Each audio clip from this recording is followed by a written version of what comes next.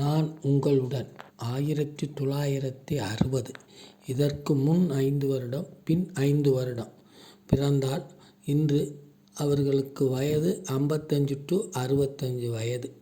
இவர்களில் பலர் ஏழ்மையை வாழ்க்கையில் இவர்களது பெற்றோர்கள் போராடியதை பார்த்தவர்கள்.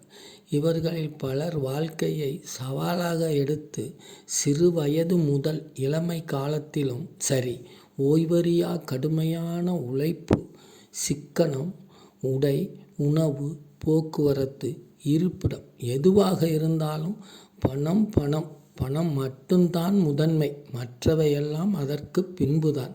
பிறகு திருமணம், குழந்தைகள், குடும்பம். குதிரைக்கு கடிவாளம் போட்டது போல் பணத்தை நோக்கி ஒரே ஓட்டம்தான். அடுத்து குழந்தைகளின் திருமணம்.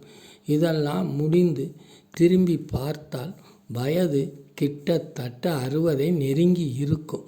நீங்கள் அப்பொழுதாவது உங்களது மனைவியை நினைக்கவில்லை, இல்லை உங்களுக்காக வாழ ஆசைப்படவில்லை என்றால், ஓய்வு எடுக்க விரும்பவில்லை என்றால் உங்களை யாராலும் காப்பாற்ற முடியாது. உங்களால் கூடத்தான் காப்பாற்ற முடியாது. நம்மிடம் இருப்பதற்கு ஏற்ப நாம் அனுபவிக்க நல்ல விஷயங்களை கூட நாம் அறிந்து தெரிந்து கொள்ளாமலேயே நம் வாழ்க்கைக்கு முடிவுரை எழுதப்படும். இது ஒரு நடுத்தர குடும்ப தலைவனுக்குத்தான்.